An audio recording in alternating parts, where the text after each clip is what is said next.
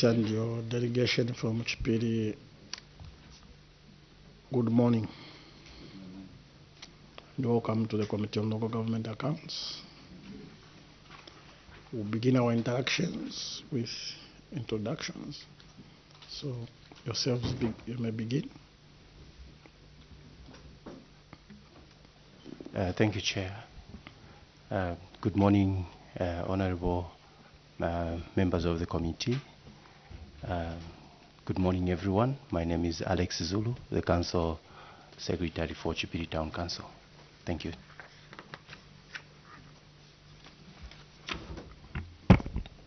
Good morning, Chair. Morning, Honorable members. I'm Wangwe Dominic, Chief Accountant for Chipili Town Council. Good morning, Chair. Good morning, honored members. My name is Pasmo Lapula, the Director of Planning. Good morning, Chair.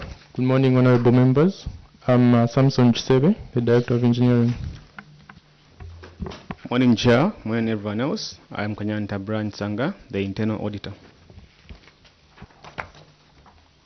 Good morning, Chair. Good morning, honorable members. I'm Hendrix Gajemba, Assistant Procurement and Supplies Officer. Auditor General. Thank you, Chair. Good morning, CS and your team. My name is Daka Godfrey, Director, Office of the Auditor General, Luapula Province. You are welcome. Thank you, Chair. Good morning, Chipili Town Council. I am Pythias Simukonda from the Office of the Auditor General. Thank you. Good morning. I am Novinda Sinyani from the Office of the Auditor General. So Finance. Good morning, Chair and honorable members of the committee. Good morning, Chipili Town Council. My name is Oscar Nyerenda from Ministry of Finance and Office of the Accountant General. Good morning, Chair. Good morning, everyone. My name is Shota Venon, coming from Ministry of Finance under the Office of the Control of Internal Audits. Thank you. Local Government. Thank you very much, Chairperson, and good morning to you and the honorable members of your committee. Chipili Town Council, you're welcome to your session. I'm Kazinga Kennedy from Ministry of Local Government and Rural Development. Commission. Thank you so much, Chair. Good morning, all. I'm Charles Soko from Local Government Service Commission. Thank you. Secretariat. Good morning, Chair. Good morning, Honorable Committee. My name is Maxwell Chireka from the Office of the Clerk. Thank you, Chair. Emmanuel Walia from the Office of the Clerk. Honorable colleagues from my far right. Thank you, Honorable Chairperson, and good morning. Good morning, everyone. Chipili Council, you are welcome to your committee, and good morning. My name is Elliot Kamondo. I'm a member of Parliament for Mufumbwe and a member of this committee. Good morning, Honorable Chair. Good morning, permanent witnesses.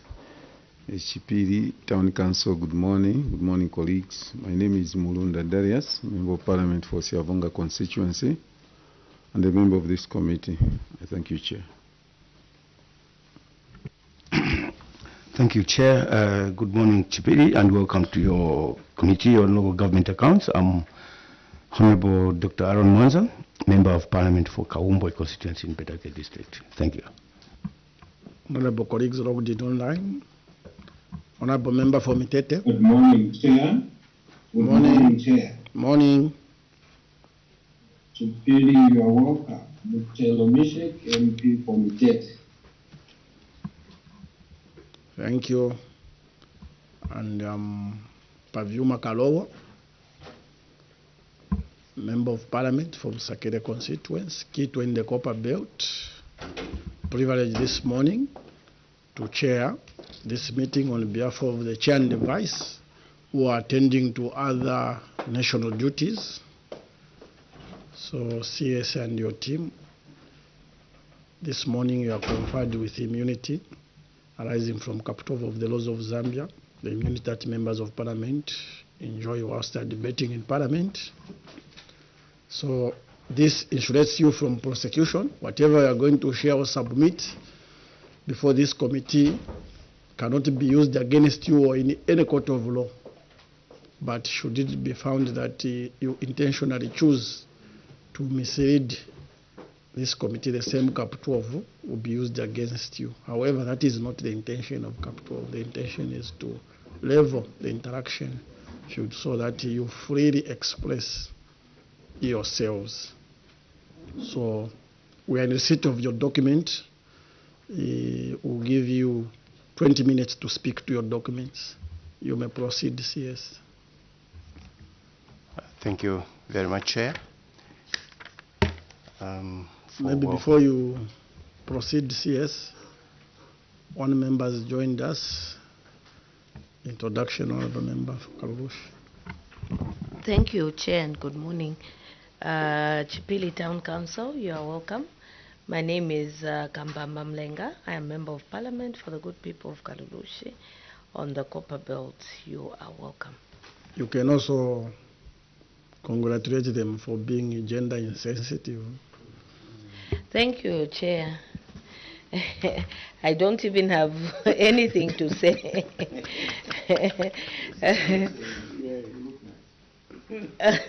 Thank you, Honorable. But don't distract me. Local government, we need more women participation in these councils. Chipili, be gender sensitive, especially that we're approaching Women's Day.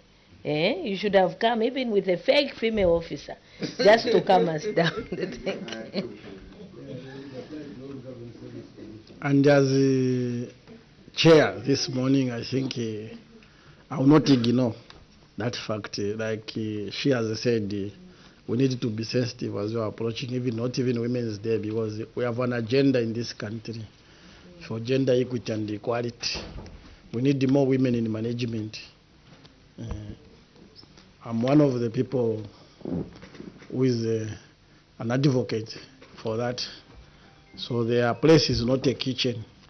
All decision-making tables, we're supposed to be seeing women. Proceed, yes. Huh? Or the employer? No, we'll talk to the employer later.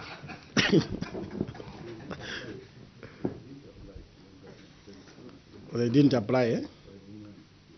The employer has noted. Proceed, yes.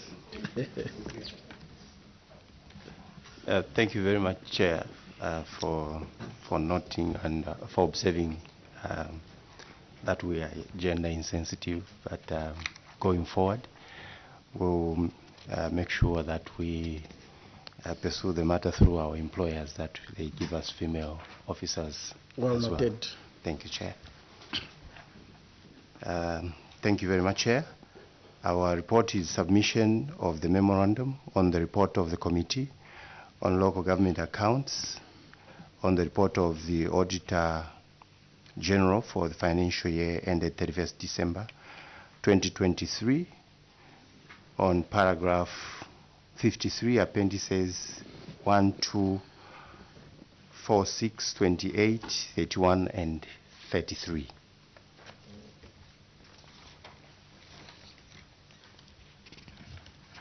I'll go to page 1, Chair.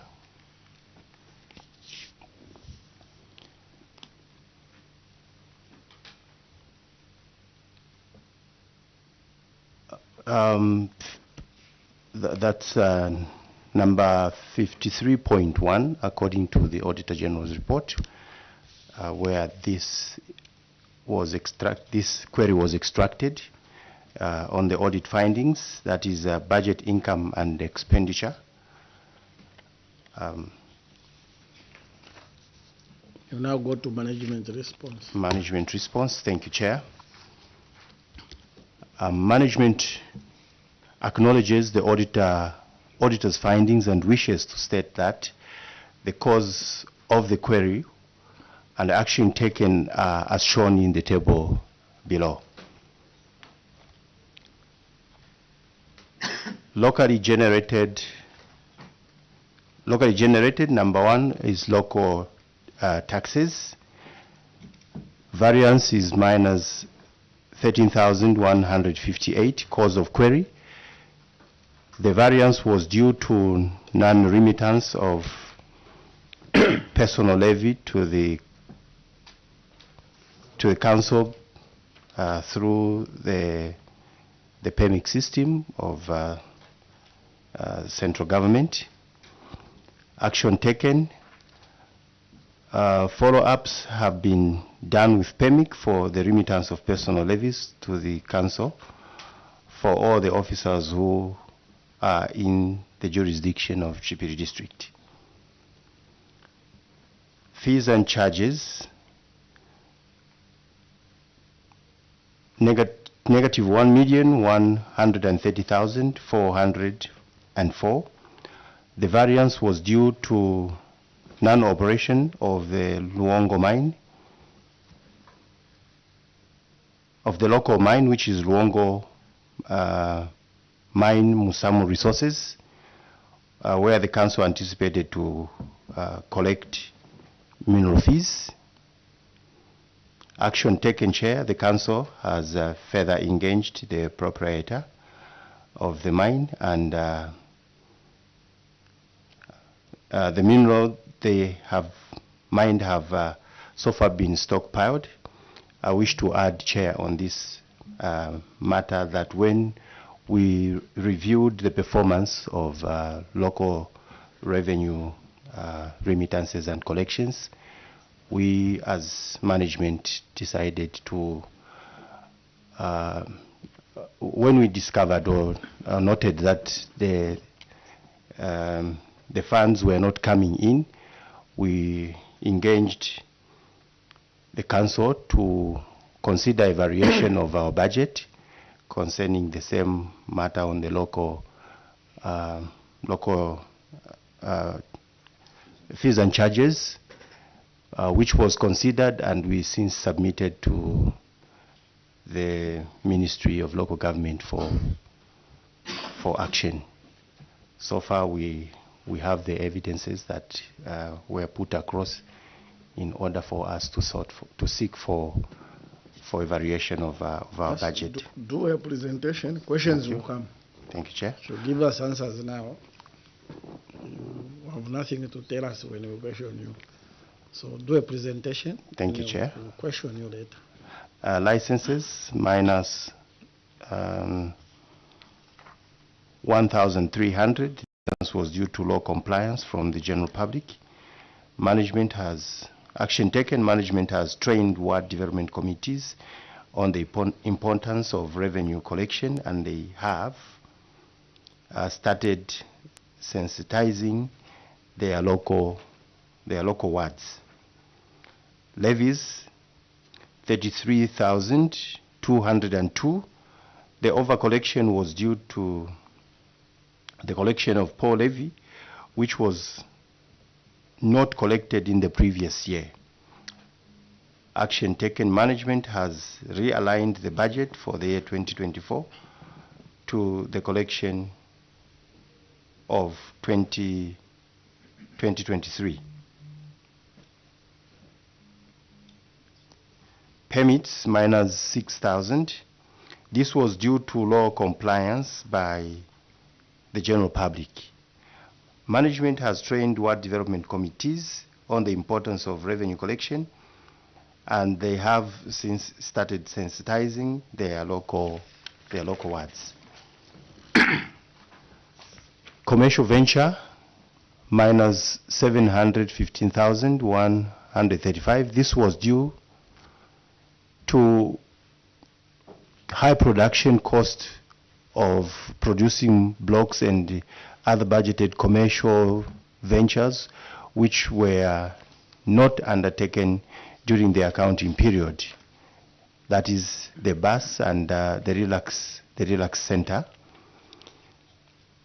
Action taken. Management has operationalized the relax center, and it has been anticipating more collection from the venture.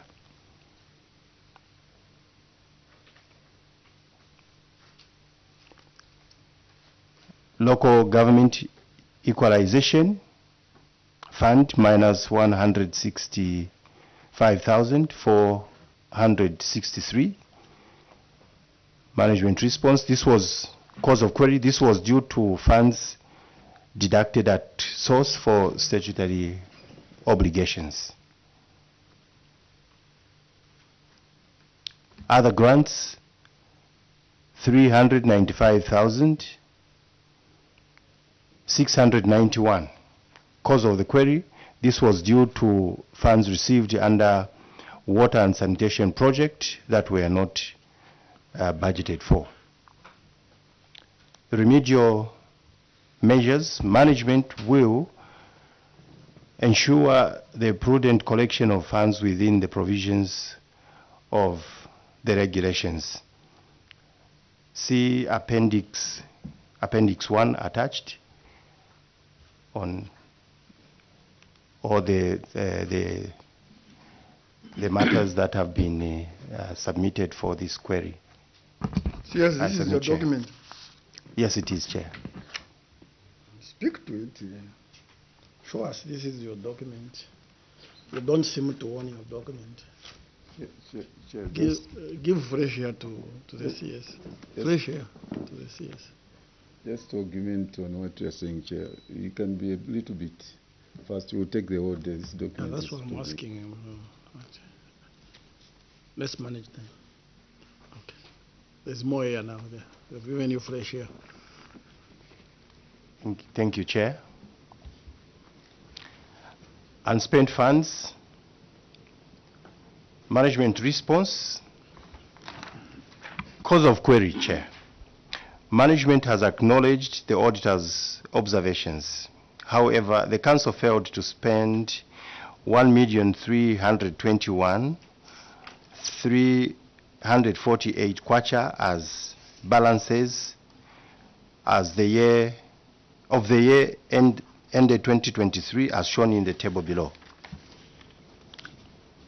So the unspent funds as of 31st December 2023 for individual accounts, we have district fund account which sits at Zanaco, 406,000. The way you proceeded as shown in the table, then Thank you. Action taken, Chair. Yes, proceed. Management wishes to state that it has further spent 1,069,040 kwacha, leaving a balance of 252,308, which are committed funds for the construction of council chalets at the council lodge. Remedial measure. Management will endeavor to spend the funds committed to the projects during the accounting period. See Appendix 2.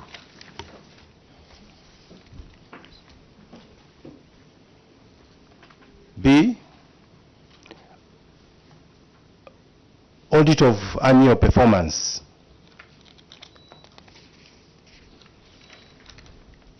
We'll move to page 6, management response.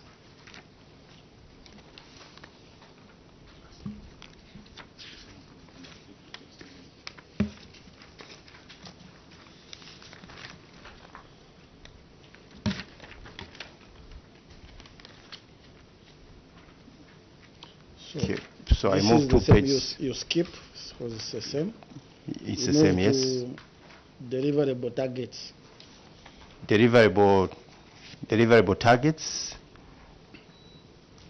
Outputs not achieved. Number 1.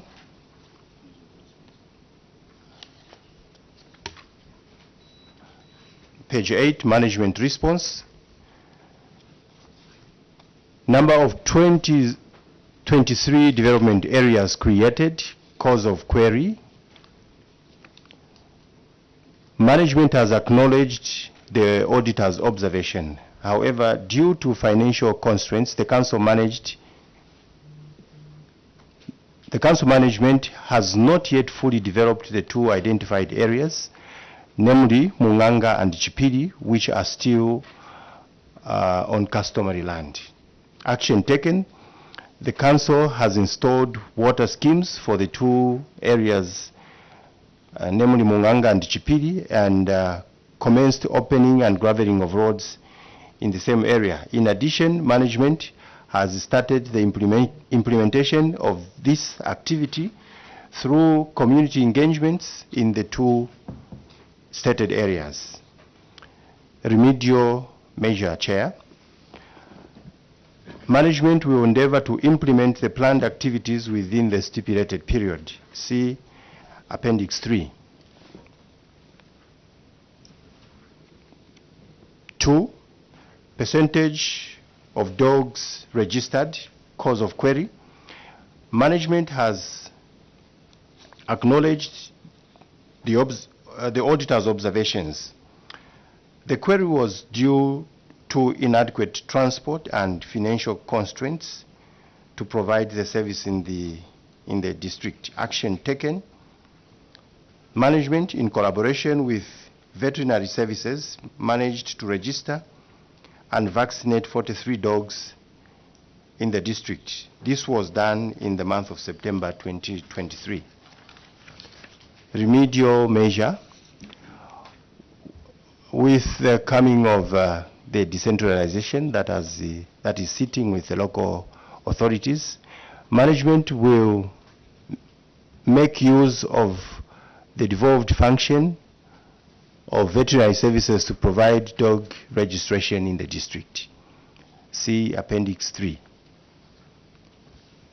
Number 3, number of bus shelters constructed, cause of query. Management has acknowledged the auditor's observations. The council did not construct the bus shelter as planned in the budget due to an objection of the site by the Road Development Agency. Action taken. Management has budgeted for the construction of a truck park which shall incorporate a bus stop service. The council has since been funded under Zambia Devolution Support Program, ZDSP, for the construction of the truck park and the bus stop services. Furthermore, management has obtained no objection from Zambia Environmental Management Agency upon the submission of an environmental project brief. Remedial measure. Management will endeavor to implement the budgeted projects in the year that have been budgeted for. See Appendix 3. B, kilometers of township roads opened, cause of query. Chair, management has acknowledged the auditor's observation. However, management wishes to clarify that the council opened a 1.2 kilometer road which branches off from Mansalwingu Road to the Civic Center, and the 3.5 kilometer Kalundu Kapwenge Road. 1.7, not 1. Is your document stating 1. Oh, 1.7, Chair. Okay. Sorry. Proceed. Thank you. It's 1.7. Action taken. Management wishes to clarify that the council opened a 1.7 kilometers road which branches off from Mansalwingu Road to the Civic Center, and a 3.5 kilometer Kalundu Kapwenge Road. Remedial measure. Management will endeavor to implement the budgeted projects in the year that they have been budgeted for. 4, fire section in place. Cause of query, Chair. The council failed to establish fire fighting services due to unavailability of fire fighting staff and the huge cost involved in establishing the fire section. Procurement of fire truck and other equipment that should be used when providing the firefighting and rescue services. Action taken. Management has budgeted for emoluments for fire section and has further sent staff returns to the Service Commission for recruitment of firefighting officers. Remedial measures, Chair. The Council will continue to engage the Local Government Service Commission for appointing and sending of fire officers to Chipili District. See Appendix 3. C. Management of Local Government Equalization Fund, 20% of capital projects, failure to reimburse borrowed funds. During the period under review,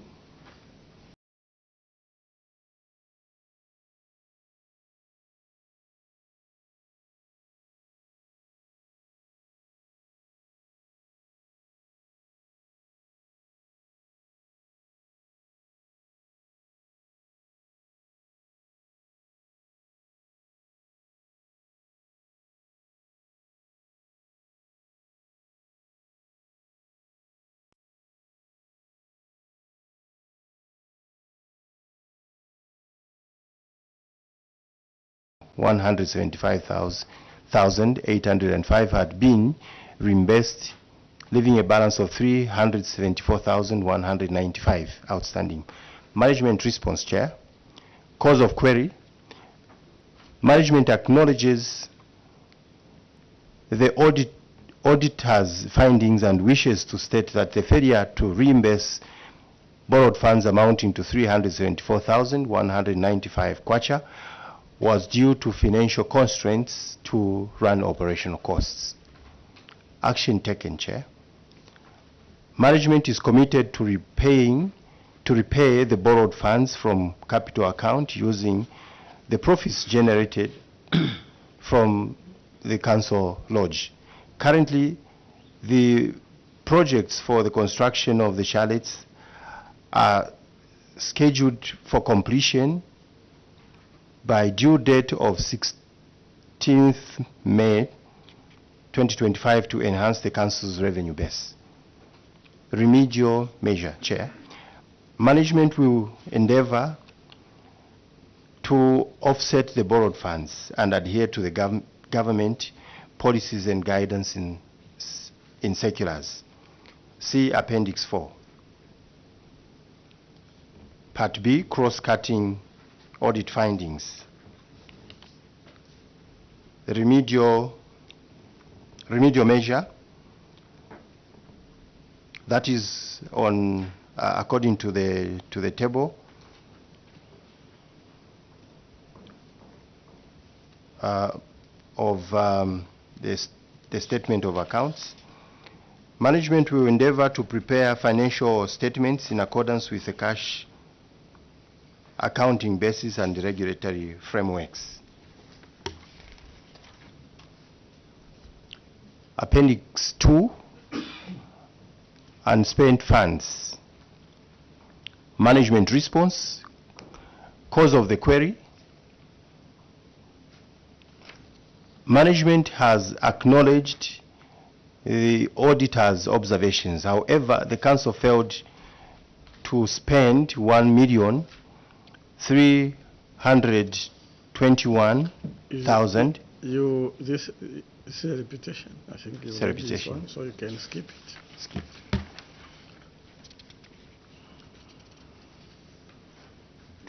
To Appendix 4. Appendix 4. Failure to manage, prepare valuation raw. Management response, cause of query. Management acknowledges the auditor's findings and wishes to state that the non-preparation of the valuation raw was due to no rateable properties in the district and the cost attached in coming up with the valuation raw. Action taken. Management has budgeted for the preparation of the valuation raw and has since started the process of identifying rateable properties in the district. Remedial measures. Management will endeavor to prepare the valuation raw as guided by the Rating Act number 21 of 2018. See Appendix 5, Chair.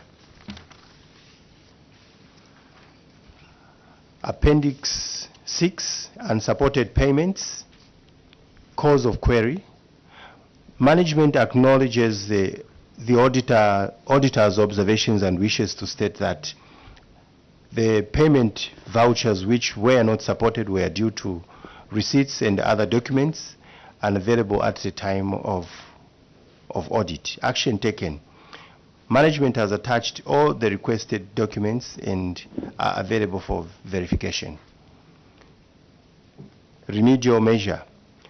Management will ensure that payment vouchers are attached with necessary documents to avoid such queries going forward. Appendix 6, failure to settle statutory and other obligations.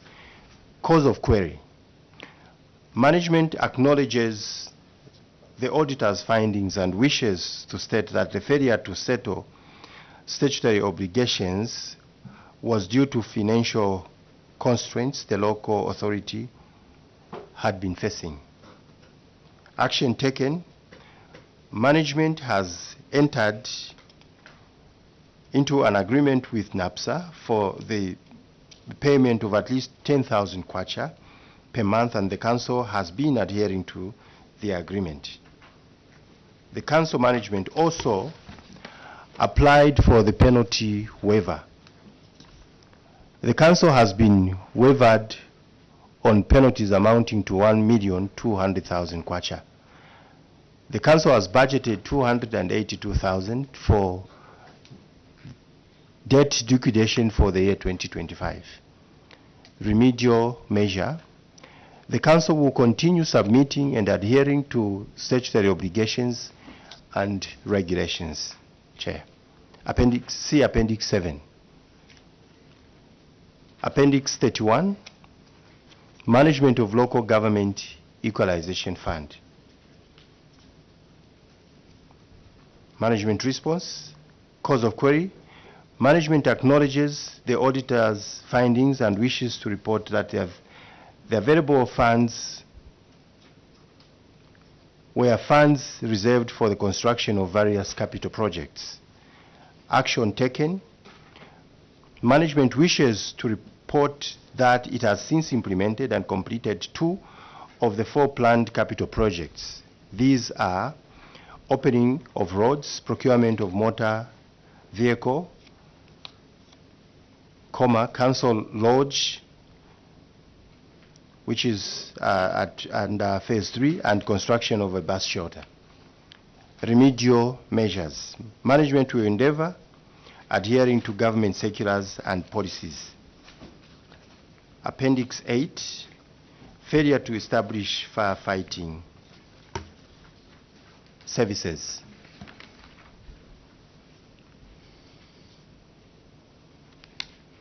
Cause of query. The council failed to establish firefighting services due to unavailability of firefighting staff and equipment. Action taken. Management has budgeted for fire section and sent returns to the Service Commission for recruitment of fire officers. Remedial measures. The council will continue to engage the Local Government Service Commission for appointing and sending of fire officers to Chipili District. Appendix 35, lack of rescue, ambulance, and marine rescue equipment.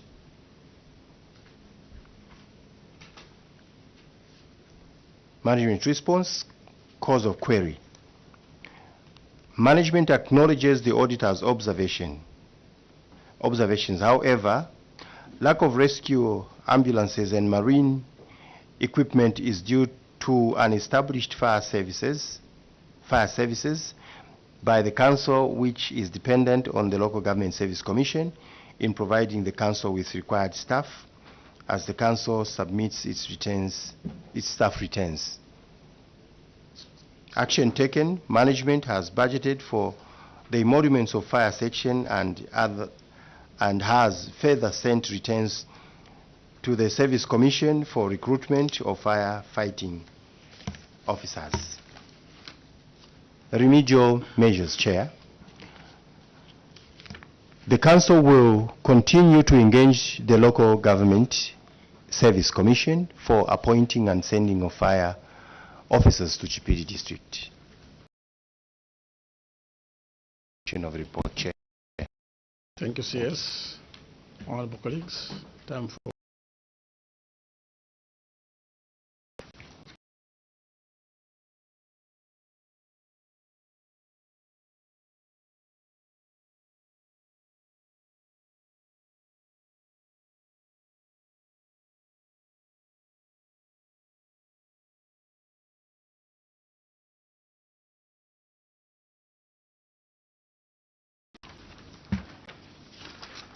Page 3 is a table showing the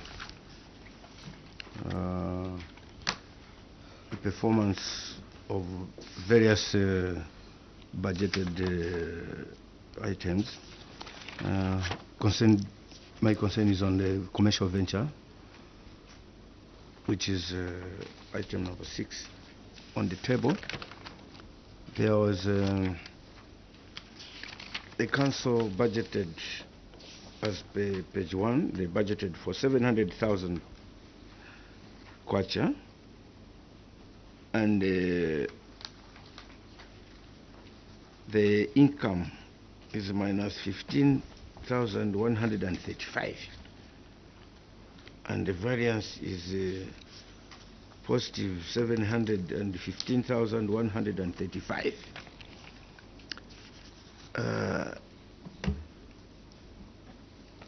What is the rationale behind putting a negative income of 15,135? What is the meaning? Is this a standard in presenting account statements for a business venture? Also, you since explained that the cause of the query is that this was due to high production cost of producing blocks and other budgeted commercial ventures which were not undertaken during the accounting period. That is a bus and a relax center. Okay, now, so this resulted in you spending 15,135. But here you are confirming that you were producing blocks. So, do you mean you never sold? You never sold any for the whole year? Because here it shows that you budgeted for 700,000 and then you spent 15,000. You got nothing completely. Wanted just a clarification on this, on how we should understand this statement on the commercial venture.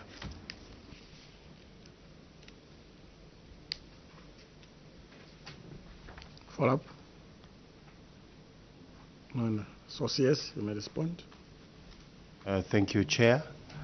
Allow me, Chair, to invite the Chief Accountant to shed more light on the commercial venture which did not perform according to our plan. Thank you, Chair. So for the commercial ventures, we budgeted 700,000, but we made a loss of 15,135. So it's not the issue of selling, but the issue was we produced and sold, but the differences between what the production cost and what we sold is the 15,135 during the period under review. Follow up.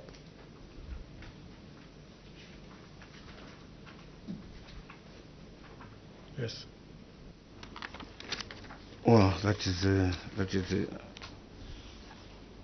understood, but on page 1, is that the way we can present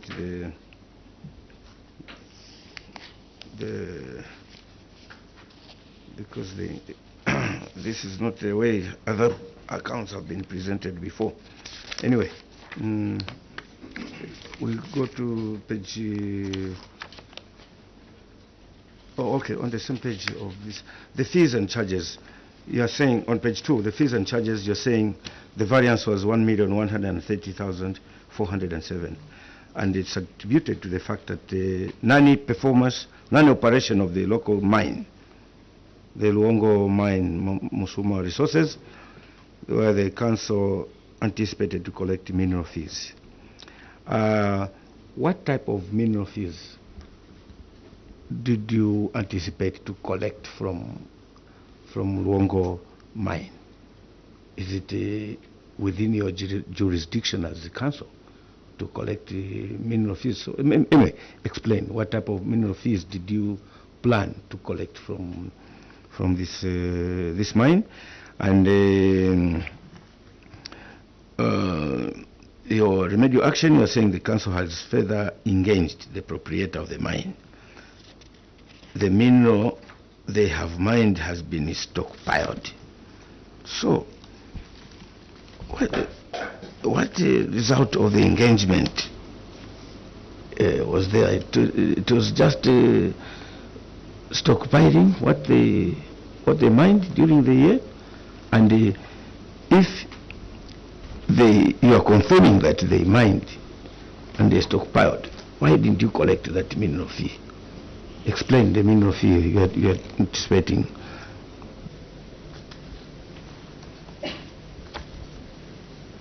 Proceed. Thank you, Chair. The Chief Accountant who provide response to this. Again, Chair.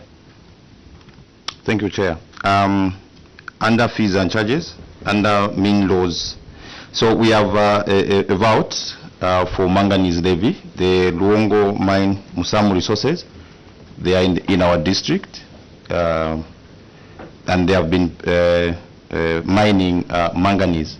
But the mine itself, they have been producing or mining manganese, but they haven't been selling out. So, Chair, we cannot collect the manganese levy from them taking it to where they sell, because it will be very difficult for even management to levy the stockpiled aminos. I submit, Chair. Okay. Another? Maybe as we are waiting for my press to get ready, same page 2, on item 1, local taxes, on the cause of query, you have indicated that the variance was due to non-remittance of personal levy to the council by PEMIKI, and on the action taken, you have said follow-ups have been made, done with PEMIKI for the remittance of personal levies to the council for all the officers who are in the jurisdiction of Chipili district. And you have exhibited your evidence on Appendix 1. So we've seen a letter which you've written to PEMIKI. You addressed it to the PEMIKI director, and we have seen the names, but we have not seen any correspondence from PEMIKI to yourselves. And this engagement was on 3rd June 2023. So we would like to find out, did they respond to?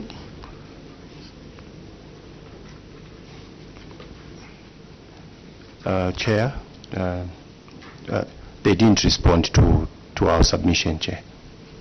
So any correspondence during the course of your work, if the taxi has not responded to, what are you supposed to do?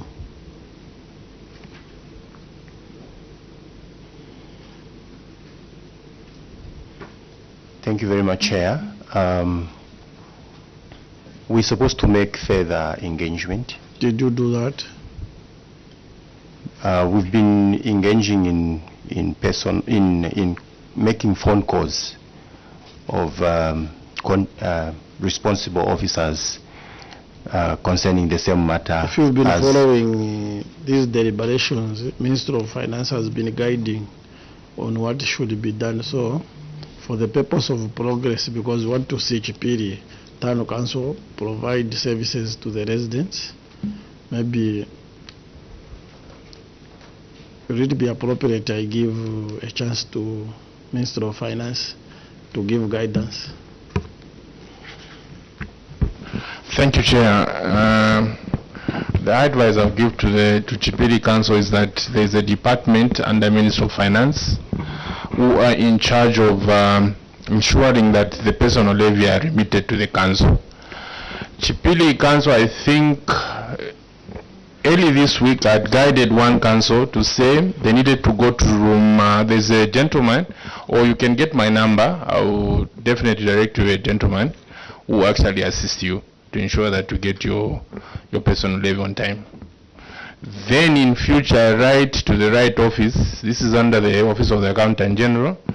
You address it to the Accountant General. I submit, Chair. Thank you. Honorable Member from Mfumbo. I have two interventions. Just I need some clarifications. One is on page 13. It is Appendix 4, failure to manage, prepare a variation law. Chipili Council,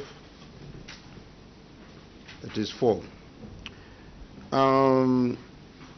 According to Chipili Council, they are saying that the non-preparation of the variation law was due to non-heritable properties in the district, and also that the cost attached to it is actually quite expensive. So there are two issues here. One, they are talking about the non-heritable properties, and then at the same time they are saying the cost attached to it is very expensive also.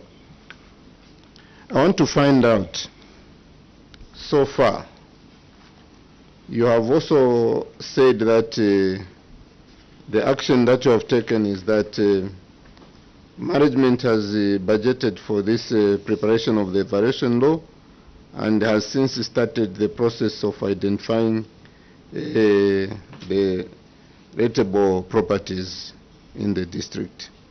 Since you have started actually identifying the rateable properties, how many have you identified so far? And also, the other thing, you are still saying that the process is so expensive.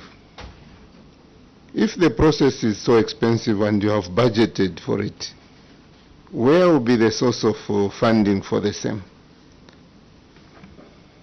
Yes.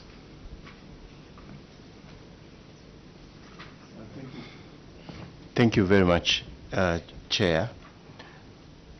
As you may wish to know, Chair, Chipili district is much of it rural, and we only sit under the planned area on a small portion of land where no much of development has taken place. Of course, we have engaged, or rather we have made adverts open to developers to come through, and some of them already have started developing like feeding stations and housing units.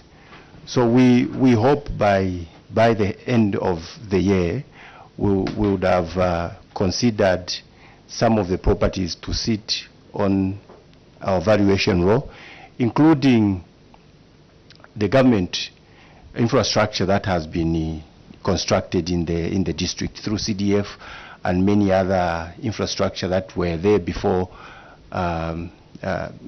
before the CDF started implementing mass infrastructure in the district. As in the cost of the valuation roll, yes, which we have stated that is it's quite costly. Our plan is if we see that the rate of return on the valuation roll surpasses the cost of doing a valuation roll, it is very prudent that we would want to undertake the valuation roll preparation, even when it may be costly, because we would understand, or we would understand that it will give more return to the local authority in terms of local resources. I submit, Chair. Honorable Kamondo. CS, I asked that maybe if you could shed more light on how many properties that you are targeting, because you have already started identifying them. When the process starts, it starts with a step. So far as we are sitting currently, we want to know how many of those that you have already identified. You have talked about the filling station. Is that not one of them? Yes, how many are they? Yes. Thank you, Chair. So far, we have 2 filling stations that are starting, that are under construction. Yes. On the cause of query here, you have indicated that there are no rateable properties. And what you are learning after interacting with you is that they are rateable properties. You have not made that effort. Maybe yourselves, you have made an assessment that the rate of return will not match the expense that you're going to incur in coming up with the variation law. So 3 statements now. The expense, they are not rateable properties, they are rateable properties. So what is the clear position for the purpose of a report that will be generated? Because the report you are going to do after all the interactions, your submissions will form part of that report. Thank you very much, Chair. The 2 service stations that we have just mentioned are in the process of development. So they may not be before completion at the stage of rating them. Yes. But you just submitted that there are 2 filling stations. I will not argue with you when you say they are not yet but you also submitted that we have infrastructure done under CDF. Also, we have infrastructure that existed before the CDF. That was your submission. That's why I've brought I was very careful when I was bringing that question. So what did we take here? Are you running away from the cost, or they are not rateable? We want to have the correct position so that we don't mislead the nation after the report, in the report. Thank you very much, Chair. From the properties that are under GRZ, we obtain, or we get what is known as grant in lieu of rates. So perpetually it is made to be understood that government properties don't attract so much the standards that are required for evaluation law to be met, as it is more on the properties that come from the individual developers. Yes, I want you to help the committee.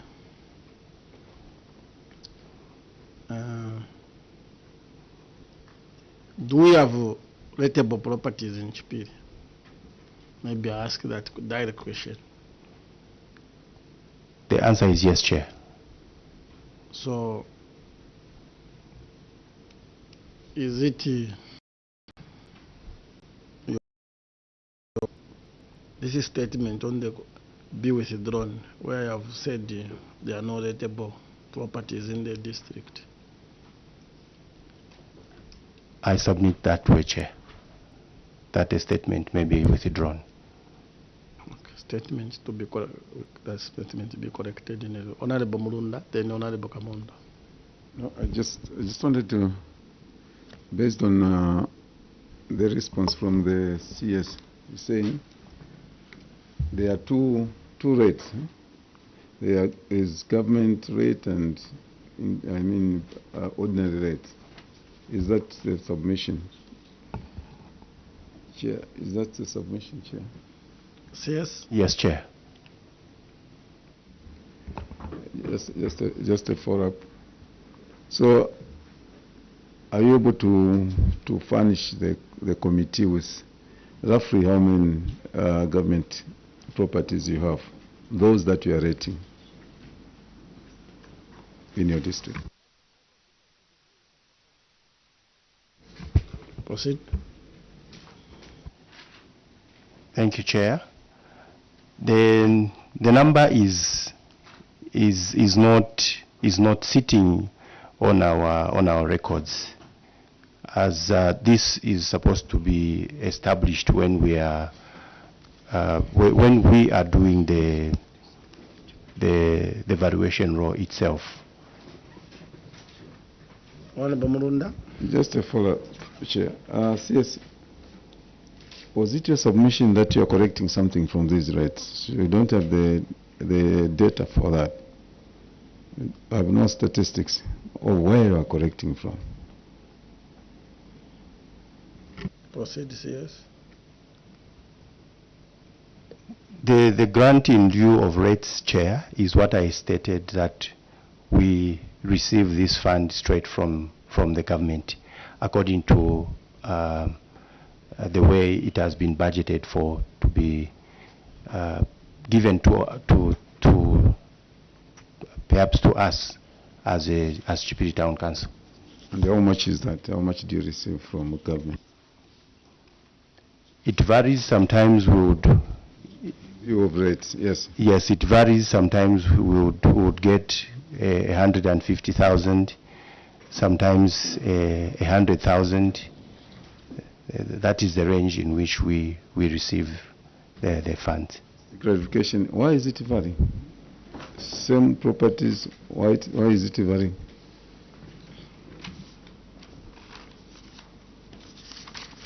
Thank you, Chair. Honorable Kamondo. This one is not concluded. Conclude yourself, Chair. It's a different, you have a different one? CS, proceed. I have a different one. I'm saying CS to proceed. Switch off your mic, Honorable Kamondo. Yes, Chair. It varies because we do not determine how much we are receiving from the government as in rates, grant in lieu of rates. Proceed, Honorable Kamondo. Yeah, I think just a concern also on one of these unsupported payments on page 14.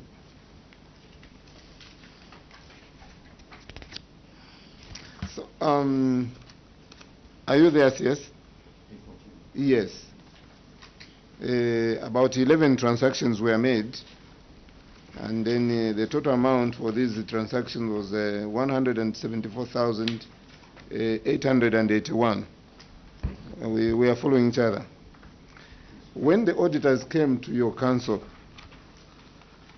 these, according to you, you are saying the vouchers were not supported. In fact, that is what the auditors found. We are not supported due to receipts and other documents which were not available. And you have now said, okay, Management has attached the requested documents and they are available for verification. What was so, first of all, how many days were the auditors in Chipili? Maybe then we proceed that way. How many days were the auditors in Chipili when they were doing the audit?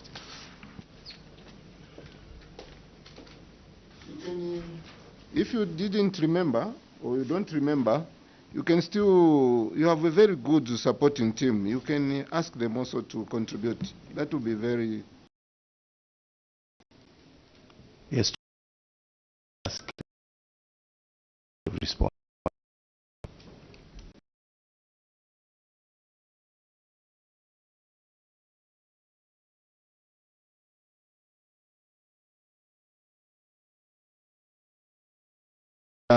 At their station, these documents could not be availed to the auditors. What has now come of you? How? You mean if you were not audited by the auditors, these documents couldn't have been found?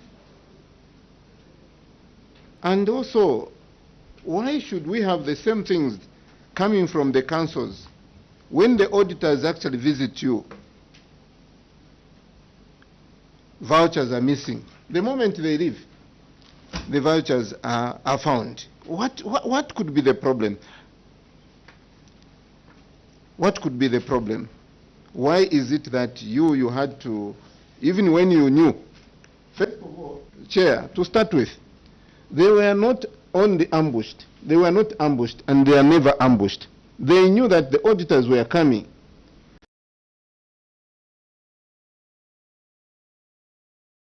Vouchers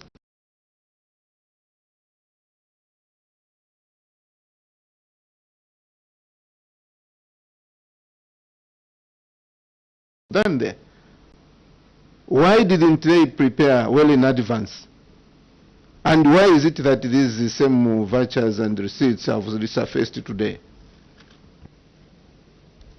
Yes. Thank you very much, Chair, for that question. I will ask the Chief Accountant to provide response to the same. Thank you, Chair. 11 transactions had no supported document, not everything, not all the supported documents, but some.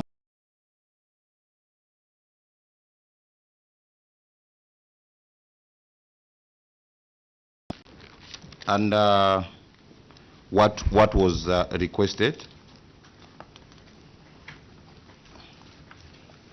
So, Chair,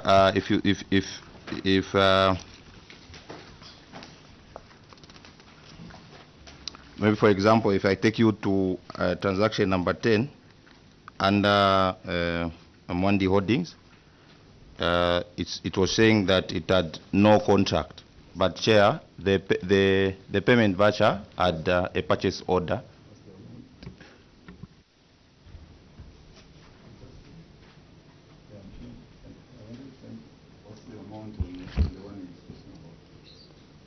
What's the amount on the voucher you're talking about? 106,000. 106. The amount. Yes, your mic. Chair, the amount was 106, but the correct amount was supposed to be a 55,000 kwacha for the payment of Mwandi Holdings. Proceed. So, Chair, this one, the auditors observed that the payment voucher didn't have a contract, but the purchase order, which is a form of a contract, was attached. So we've brought it the way it was. Then the other, maybe for example, transaction number 3, PSPF. Chair, we were remitting to PSPF. This is a statutory contribution. So we didn't have a receipt at that time. So the office in Mansa, they don't issue receipts for PSPF. So it only took us to come to Lusaka and collect the PSPF receipt, which was for 1,257, Chair. Honorable Mulunda.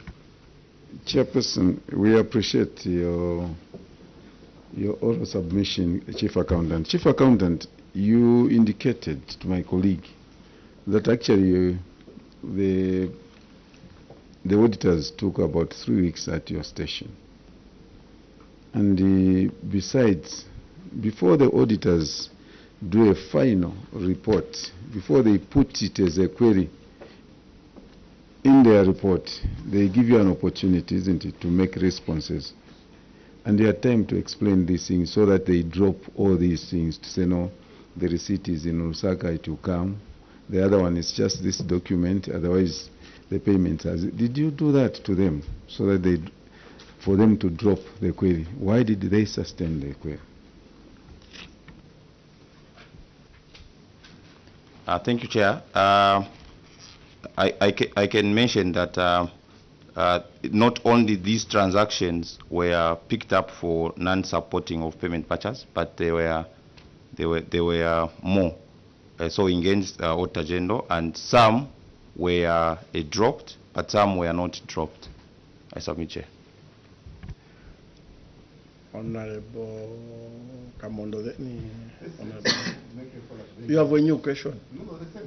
Okay, Honorable. Okay, just a follow-up. Do we have the internal auditor here? Yes, sir. Maybe Chair would find out how men they were, because he's indicating they're actually men. So how do we allow the system to run like that? To have a lot of all those unsupported, you Chief Accountant, unsupported payments and the CS. So I want to hear from the internal auditor, because we already have an indication that there are men, but we have 11 here.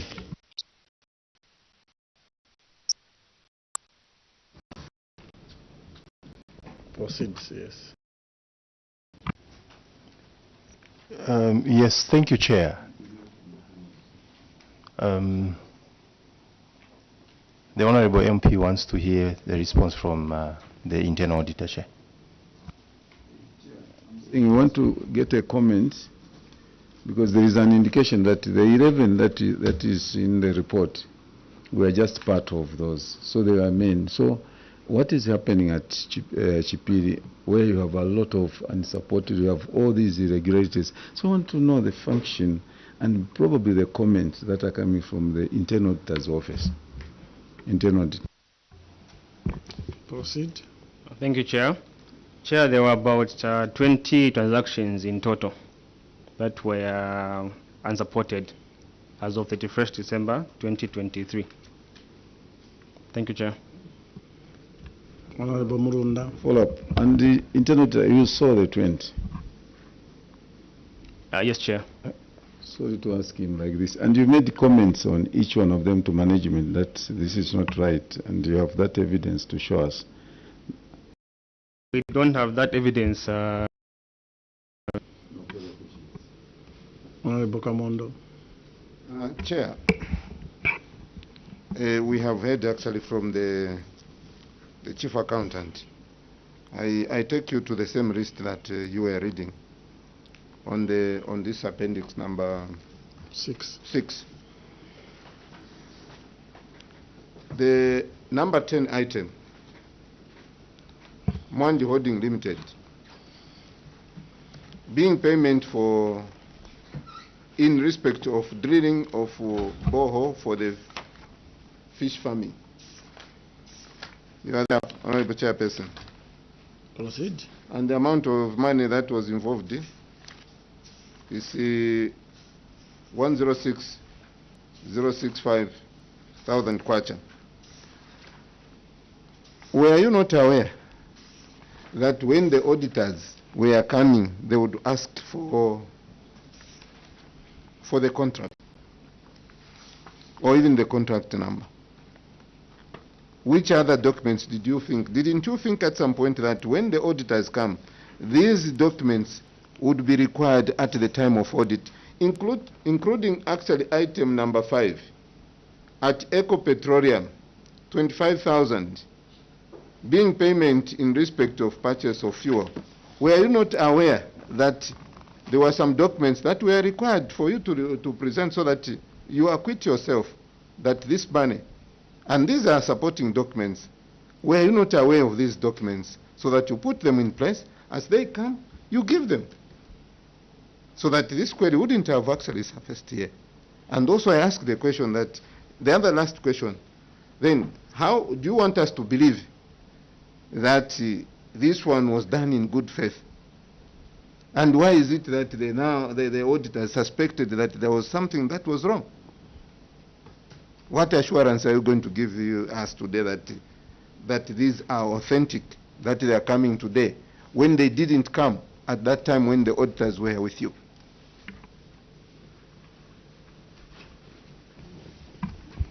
Proceed. Chief Accountant. Thank you, Chair. For Mwandi Holdings, we printed the payment vouchers in colored copy. So if you go to just after the payment voucher. Maybe the question is, when the auditor, you are with the auditor, you interacted for 3 weeks, why didn't you provide? Because even from your submission, even on statutory contributions, I've said there was, no, these were statutory obligations. Have you not been following how events have been unfolding in certain ministries? People prepared ledgers and indicated that they have made contribution to ZRI, and yet funds went in personal accounts. That's why the Auditor General this time, they are more strict when they see ledgers indicating statutory obligations. That's if ZRI, because they know now the trick. So the question is, in that 3 weeks, when you had 20 queries that the Auditor General had put forward to you, and 9 of them were dropped out of 20, on these were same ones, 11 now remaining, why didn't you provide satisfying evidence to the Auditor General so that they could have been dropped? That's a question from the Honorable. In that 3 weeks, why didn't you provide that evidence? If you had that evidence, proceed. Thank you, Chair. I think we regret that the payment vouchers didn't have those evidence. But what I wanted to clarify was for Mwandi Holdings, the payment voucher. So you want to tell the committee that the Auditor General was wrong? The Auditor General didn't know what they were doing? They forgot their job? No, Chair, that's not...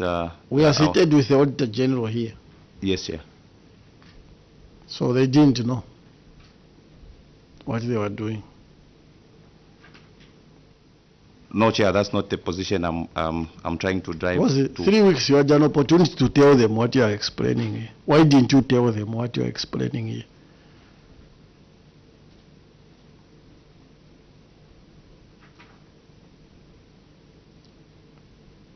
They dropped 9. You brought evidence. What was so difficult on that particular one? I want to justify.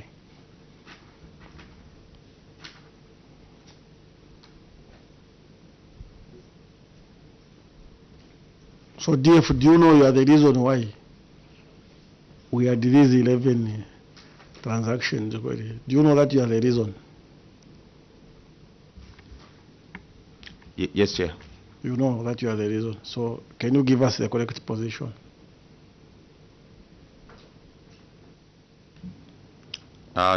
Chair, what I can submit is some vouchers didn't have the evidence which was requested by Auditor General, but the one I was mentioning had the purchase order. You are going back again there.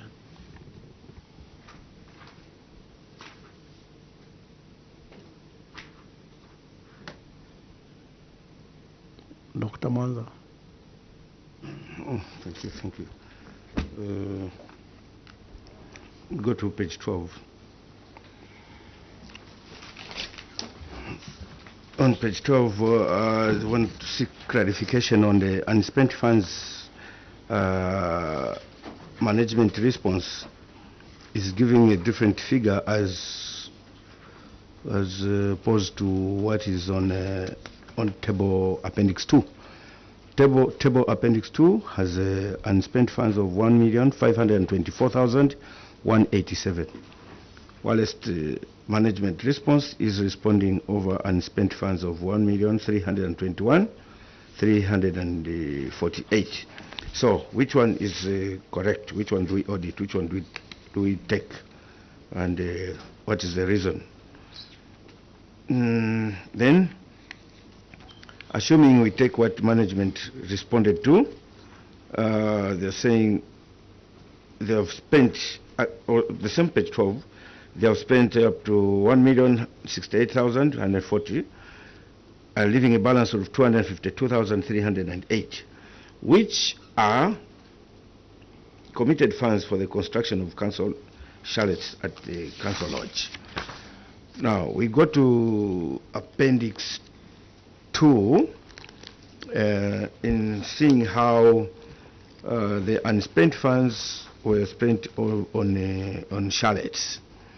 The appendix 2 is bulky, but also they are interested on the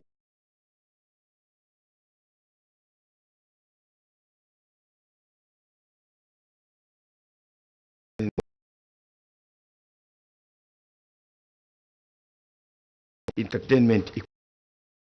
This is a tender evaluation report where council invited suppliers to participate in this particular tender. So this is the evaluation report in a bid to use the unspent funds to fund this particular vote. So, are we there on the evaluation report? It is on appendix 2, but apparently I think it is almost middle between appendix 2 and appendix 3. There are no page numbers, so I can't refer. Are we there?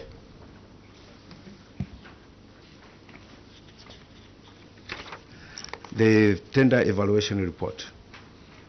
And the project is a tender for supply and delivery of relax center furniture, capital materials, and entertainment equipment for the relax center. You're there? Okay, so this, if we go inside on page 4, procurement, on 31st July 2024, inquiries for tender for supply and delivery of relax center furniture, capital materials, and entertainment equipment was sent to the following suppliers.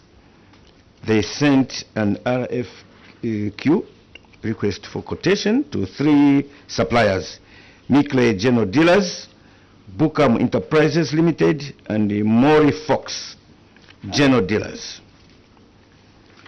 And at the time of tender opening, tender closing on 24th June,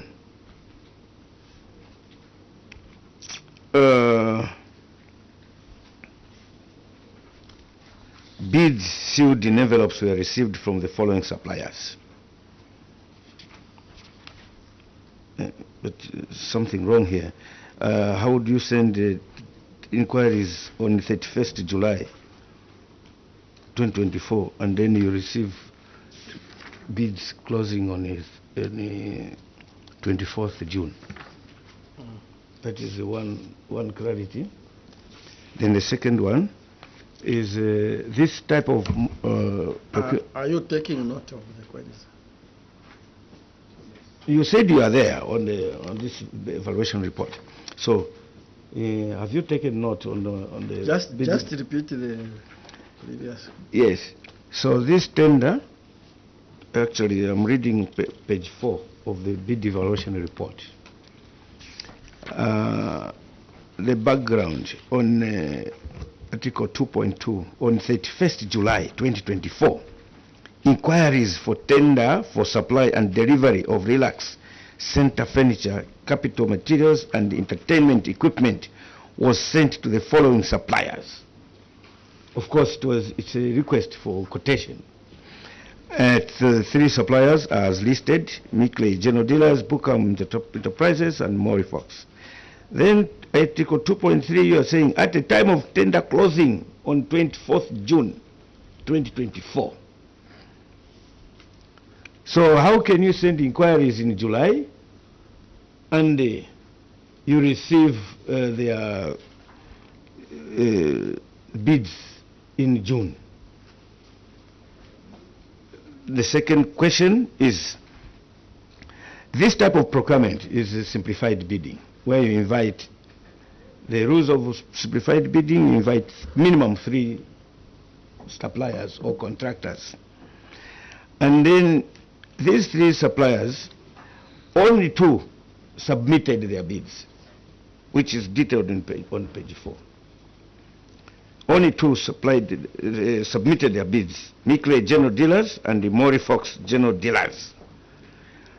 You went ahead to do the evaluation and awarded this tender to Mickley General Dealers at a contract sum of 188,662 kwacha.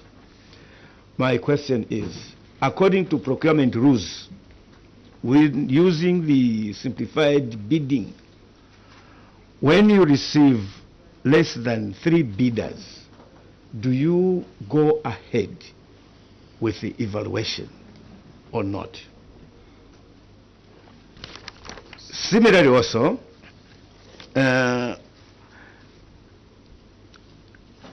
you supplied, you advertised tender for supply and delivery of tank and timber. It is under the same appendix 2, but just go think about, just go about maybe 10, 15 pages. The evaluation report is there. The tender for supply and delivery of tank and timber. This time, Chair, for this particular contract to supply a tank of 10,000 liters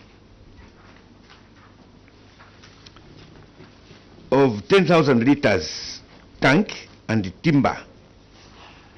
I'm reading the second page of the bid evaluation report for supply of tank and timber. Article 2 on the background, Article 2.2, on 23rd July 2024, inquiries were sent. Inquiries for the supply and delivery of 10,000 liter tank and timber were sent to the following suppliers. This time, Council invited 5 suppliers to court. Actually, it is almost the same time that they sent inquiries for furniture, and because the inquiries for furniture and the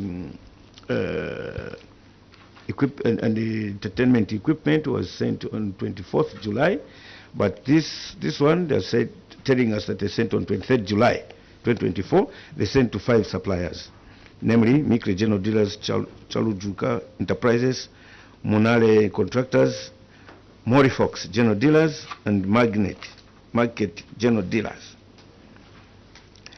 At the time of tender closing, this time they closed at least a day after, 2 days after. They sent the quotations today, and then 2 days after they closed the tender. They received only two bidders. They invited 5, and only 2 submitted the bids. And these 2 are Mickley General Dealers and the Morifox General Dealers. And the council went ahead to evaluate and award this to Morifox General Dealers at 31,880. Procurement rules again. The second time you invited actually 5 suppliers. The first time you invited 3 for a different project, but the second time you invited 5. Out of 5, only 2 submitted. Is it by coincidence that these suppliers that we invite only, I mean, are we sure that they received the invitation and they could not submit the bid. Also, we want clarity for sure as to whether we are within the law to go ahead to do bid evaluation when you have only 2 suppliers. For now, I stop there. Thank you, Honorable. Your interventions are an eye-opener, because we are guided here by Auditor General. These are subject of audit this year. So it's an eye-opener. Go and package yourselves properly, because they will come in the next interaction with yourselves on the SM when we come to interact over the operations served by the bill. CSA, yeah, but that's what I'm saying. It is, but when you look at the dates, they are saying those will be under 2024 audit. They were not part of the 2023 audit. Sorry, Chair, but they used the unspent funds on 2023 to, they actually reserved 252,000 from the unspent funds. They reserved 252,000 kwacha for, well noted, for the guidance, yes, Auditor General. Yes, Chair. Thank you so much. Chair, if you look at their presentation and even the evaluation report that the Honorable Member is alluding to, you find that even the date is July 2024. So, if we go into detail of what transpired, then it means it will preempt most of the issues that we'll be looking at during the period under review currently, which is 2024, and we're in 2025. We are yet to visit Chipili, I think in the second quarter. We'll be looking at the documents so that we bring out those issues so that as we progress and come up with a report, your committee will be well furnished from that angle. I submit, Chair. Okay. So just keep the dates there so that if they are in a if they manufacture dates, you will remind them, because that is their document again. CS and your team, it was nice interacting with you.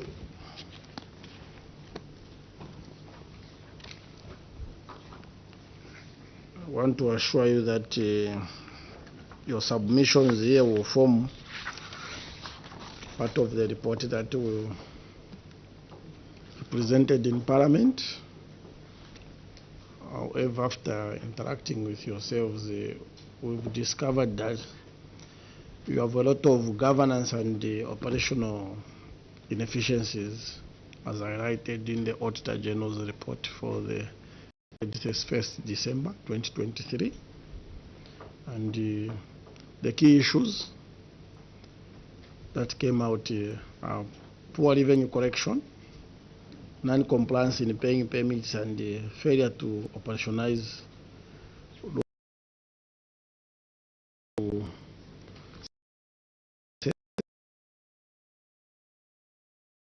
to 1 million.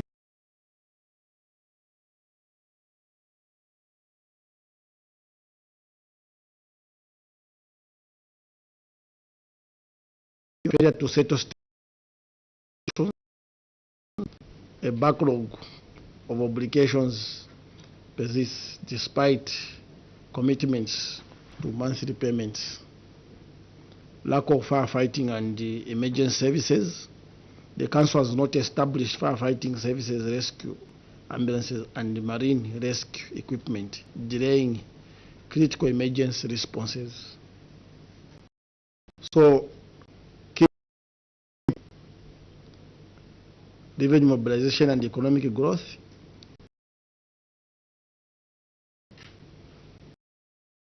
Strategies to improve compliance with revenue collection and ensuring operational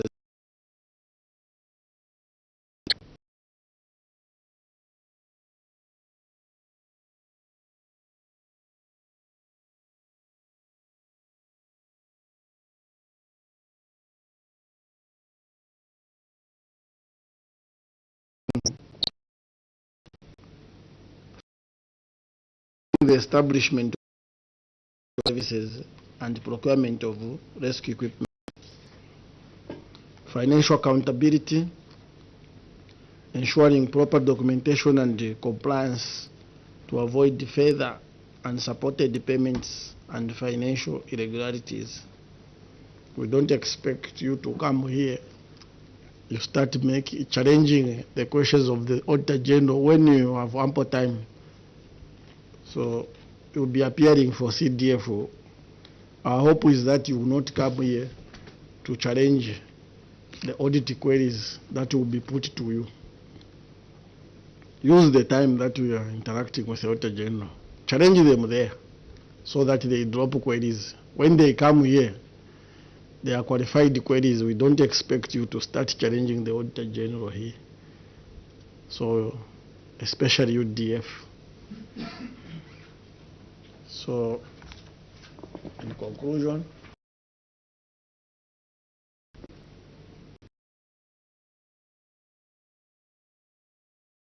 with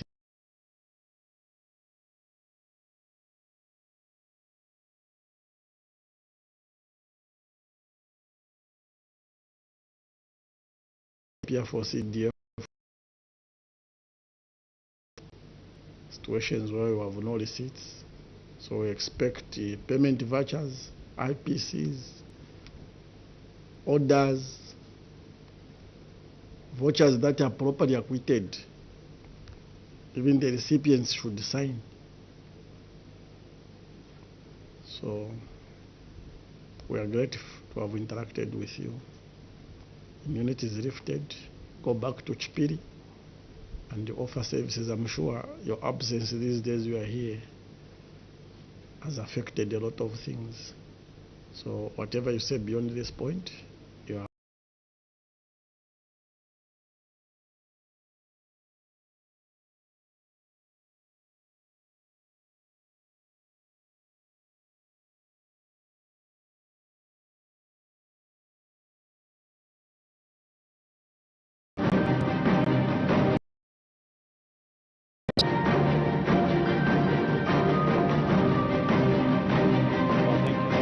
for being with us on Parliament Television. I just hope and trust you've enjoyed watching the Local Government Accounts Committee receiving submissions from the Chipili Local Authority, and that delegation was led by the Council Secretary, and this is Mr. Alex Zulu.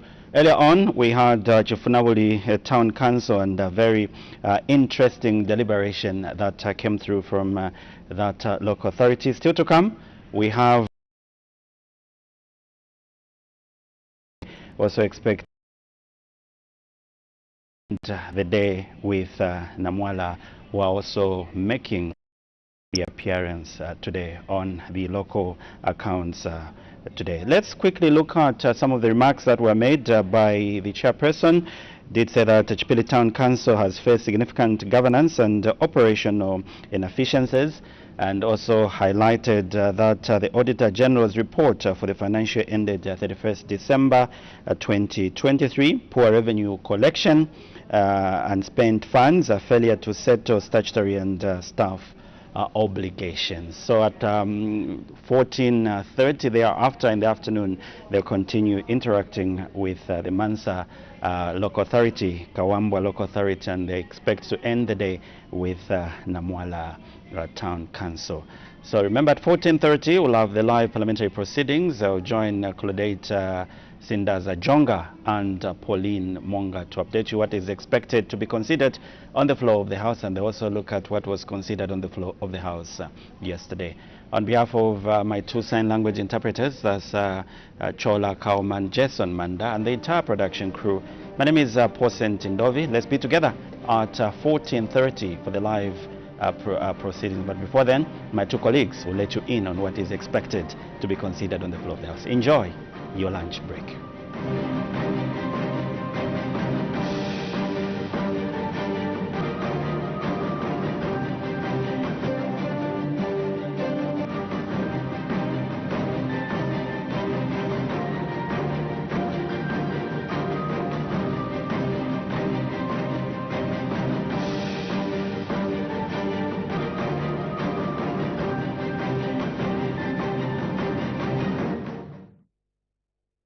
The Republican President, Ms. Hakainde Hichilema, who on Friday, 28 February 2025, addressed the nation on Parliament Radio and Television on the progress made in the application of national values and principles. You can also watch the address on the National Assembly of Zambia Facebook and YouTube pages, or on DSTV channel 272, GoTV channel 28, and TopStar channel 5. Make a date this Friday at 10 hours. The Republican President, Ms. Hakainde Hichilema, who on Friday, 28 February 2025, addressed the nation on Parliament Radio and Television on the progress made in the application of national values and principles. You can also watch the address on the National Assembly of Zambia Facebook and YouTube pages, or on DSTV channel 272, GoTV channel 28, and TopStar channel 5. Make a date this Friday at 10 hours.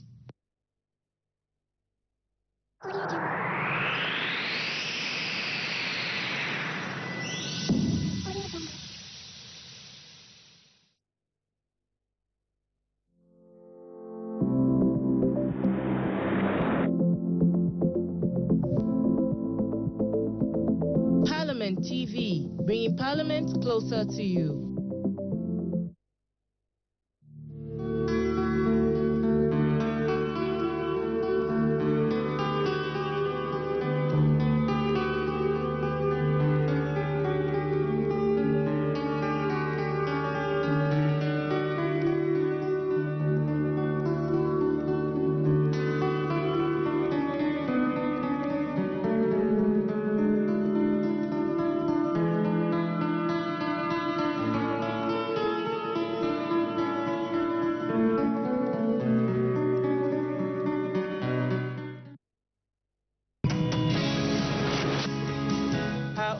The Vice President's question time.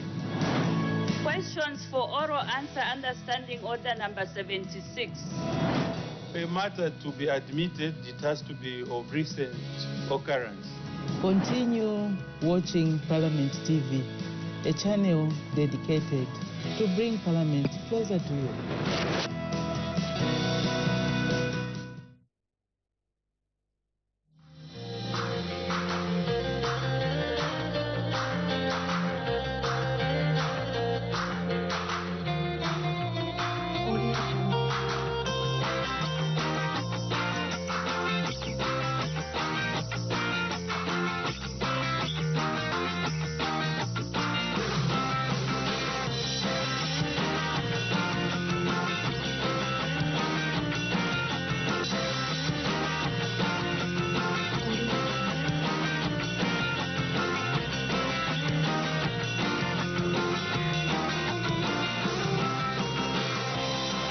Hello and a warm welcome to the first in the series of the Constituency Development Fund radio and television program. A program aimed at creating awareness about the CDF and the projects implemented through the fund. My guest is the Minister of Local Government and Rural Development, Honorable Gary Nkombo. Honorable, it's a pleasure to have you on this program. Thank you very much. I'm happy to be here. Good day, viewers. All right. So briefly, just tell us exactly what the Constituency Development Fund is. What is the background to its establishment? Thank you very much. The Constituency Development Fund is a fund that is allocated to the 156 constituencies of this republic facilitated by the central government. This fund is aimed at developing our communities through socio-economic projects, empowerment of citizens, skills development, and youth empowerment, including women and people living with disabilities. The government of the Republic of Zambia's vision at the moment is to reduce poverty, to create employment, and this is the reason why, upon its assumption of authority in the 2021 general elections, the government decided to broaden the size and the extent of the Constituency Development Fund from a paltry 1.6 million kwacha per constituency per annum to 25.7 million kwacha in the first year, and now is standing at 28.3 million kwacha. This is basically to improve the living standards, especially of our communities that are living in the rural areas of this country. The background of this is that back in the year 1995, the Parliament of Zambia did enact the Constituent Development Fund Act to finance micro, and I mean small community projects, and it started at a very small figure of about 60,000 kwacha, which at that time before rebasing was 60 million kwacha. And over the years, the fund has been growing, and at the point when we took over the governance of this country, we shifted it from the 1.6, which we found, to 25.7, as I stated earlier on, and now at 28.3, really representing about 1,600% increase, which we think is extremely phenomenal. And the components under the Constituent Development Fund, as I said earlier on, Claudette, is that 60% of this fund goes to community projects, 20% of this fund goes to empowerment of grants and loans. It goes to the secondary school boarding skills development at 20%, and the CDF has since become the country's flagship program for socio-economic upliftment, the program that is intended to equitably deliver services and goods to our people. I would like to also make a quick comment that this fund, in its broadened size, was an apprehension about the capacity of local councils to be able to administer this fund. And very quickly we realized that there was an actual need to address the deficit of school desks, which became one of our prime requirements, that our children's learning environment should be sanitized. As you may want to know or believe, over the many years, maybe 15 to 20 years, this is an area that was neglected by successive governments. And so when we observed that the capacity of absorption was not as much as we thought, and also that there were some impediments with the legislation, with the processes, procedures, including mindset, we then decided to ask the constituencies to take stock of the desk deficit, something that we embarked on and put a target that by the year end this year, as much as possible, there should be no child sitting on the floor in a classroom. Thank you. All right. So having said that, briefly tell us about the laws and the guidelines governing the management and utilization of the CDF fund. Yes, sure. The Constituent Development Fund was legally established in the Article 62 of the Constitution of Zambia. So it was given a legal framework as amended in the Act number 2 of 2016, and also it was operationalized through the Constituent Development Fund number 11 of 2018. What this fund provides for is the management, disbursement, utilization, and accountability of the said fund, and it establishes the Constituent Development Fund Committee, or in short, in abbreviation, CDFC, and the composition of the functions of the CDFC, among others, are to receive the projects as proposed by the ward development committees, which are also an organ that is established under the Constitution of Zambia. The other pieces of legislation, of laws that are related and are supportive to the management, disbursement, and also the utilization as well as accountability of the CDF include, among others, or inter alia, the Local Government Act of 2019, the Public Finance Management Act of number 1 of 2018, the Public Procurement Act, ZPPA Act number 8 of 2020, the Urban and Regional Planning Act number 3 of 2015, and last but not least, the National Planning and Budgeting Act number 1 of 2020. Honorable, the CDF has been in existence for many years, like you rightly put it in your introductory remarks. Kindly share with us the benefits of the CDF. Okay, I think that first of all we need to go back a little in order for us to have a fair appreciation of the way we think that the CDF in its current form is transformational. The history is, as I put it, it started as a matter of fact before it was made into an act of parliament. It was an initiative by a single member of parliament, then a member of parliament for Kalomo Central constituency, Honorable Request Muntanga, and may so rest in peace, who began two programs: the social cash transfer, believe it or not, and the CDF. Under the social cash transfer, he mobilized money in order to help the vulnerable and orphan-led households in Kalomo district. And they also created the Small Constituency Development Fund. So at the point of enactment, if my memory serves me right, in 1995, I was not in Parliament. I only went there in 2006.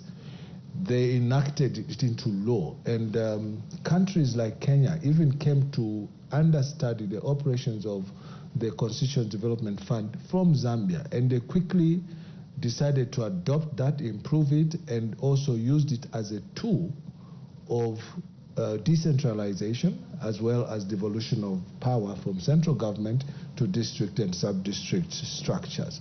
And so the history is as such that in the beginning it was a very small amount of money. It expanded from 30,000 to 60,000 kwacha per annum per constituency. And now it is, as I have said, and putting it more clear terms now, I would like to just cite a few specifics on how I think the CDF has been transformational in its nature to our communities. Over 3,900 community projects were approved in all the 156 constituencies in the first year, representing 2.4 billion kwacha. This had never happened before in this country, or to leave money for the local people to decide their development agenda and trajectory on their own. Also, 26,000 vulnerable pupils got sponsorship across 130 constituencies, and they accessed secondary school boarding courtesy of the government of the Republic of Zambia. And in our own view, we think that it reduced the burden on parents, especially those that were aged and those that were not in gainful employment. And the total cost of 27,845,000,029 amount of money was paid to boarding schools to accommodate these children. Over and above that, something I made mention too, but I'll be a bit more specific about the issue of the deficit of desks. In this 1 year, we managed to procure 188,609 desks in the country, across the country, worth 246 million kwacha. All this may appear to be novel idea, but the whole point is that somebody somewhere in the past neglected what we should ordinarily cherish the most, and that is to see that the formative stages of a child is in their infancy, from 5 to maybe 12, and this is the time they need to be in a conducive learning environment. So we managed to do that, and then over 49,500 youths in various constituencies did access the bursaries, which is estimated at 359 million kwacha. This now is referring to the skills training bursaries and not boarding school. So our idea as a government is really first accepting the fact that there is a lot of joblessness in this country, and that a lot of people have been on the queue to get a white-collar job. And so we decided that we are going to use the window of skills training, which includes apprenticeship, which includes artisan learning, bricklayers, carpenters, welders, to train so that they can find a place in this massive agenda of community projects. Say, for instance, in the constituency that I represent, we want to build a 1x4 classroom block. So we have decided to train bricklayers so that as much as possible, and we made it a rule as a matter of fact, that all procurement of goods and services must first be limited to the specific constituency where that money is designated to. What that means is that in the past, what used to happen is that all the tenderpreneurs, if you want to call it that, or the entrepreneurs who got business in the constituency, most of them came from Lusaka, the capital city. They would go to Shangombo, get a contract while the people of Shangombo are just in the terraces and watching. So we made a rule that as much as possible, the application of this money in terms of goods and services, contracts, it must be awarded to the jurisdiction where this money is targeted. So if you are going to, for instance, build a clinic, our insistence is that those who bid to build that clinic must first of all be residents of that particular jurisdiction, which we thought that it could percolate the local economies. It could help to steer up money availability within the local economy and also provide the jobs for entrepreneurs, for skills training learners, rather than for just a common businessman who is going to use their influence to get a contract, even if they don't have the expertise, and then go and look for people who have expertise, electricians, bricklayers, to come and do that. So in our view, we think that that is transformational. I think finally, we also, although this delayed a little bit, under this fund, we put a component for those who wish to do business. So over and above the grants, which came through cooperatives, a novel idea, as a matter of fact. So cooperatives has worked very well, even in the first world. If you go to Holland, you will find that most of the big businesses that have flourished, you go to Antwerp, you will find that even banks began as cooperatives. So over and above that, we decided that we're going to give a facility, a loan facility of as less as 5% interest rates to those who want to do business. So to this date, 87 million kwacha has been disbursed. It has never happened again where the council disburses money for people who wish to do business. And we saw during the launch of the decentralization policy by His Excellency the President, we had a showcase of the benefits that have accrued to our common citizens. And one that I could mention is someone who got a loan and bought 2 butcher boys for his meat business. So he bought 2 butcher boys, and they were buying meat and cutting it with axes and pangas and knives. Now they use butcher boys, which means the presentation of the meat is obviously going to improve, and their business is going to flourish. On top of this, I wish to also state that on that particular launch of the decentralization policy, we saw the devolution of more government administrative services from the Ministry of Health, from the Ministry of Sports, from the Ministry of Education, coming to the local authorities, which means that as a government, we are the very first who have walked the talk of decentralization, which has been on the cards ever since Zambia got independence in 1964. And so up here, what I've just explained are the numbers, which speak for themselves, really, and a clear indication that enhanced CDF is intended to change people's lives across the country. I want to put a caveat to this statement to say that where there's a willing buyer, there must be a willing seller. And so we saw from the onset, when this fund was broadened by size and by extent, some negative responses that came, that this money is going to go to waste. But believe you me, I think that with the right positive attitudes, which is something we're grappling with, because we inherited a cadre in the councils of people whose attitude may not have been so correct. And so that is another uphill battle that we are running. You've heard stories about how in certain constituencies the CDF is being utilized according to the rule book, and yet some constituencies are lagging behind. So when you compare and contrast, I think you can only draw a conclusion that in certain areas there's goodwill, in other areas there may not be such goodwill.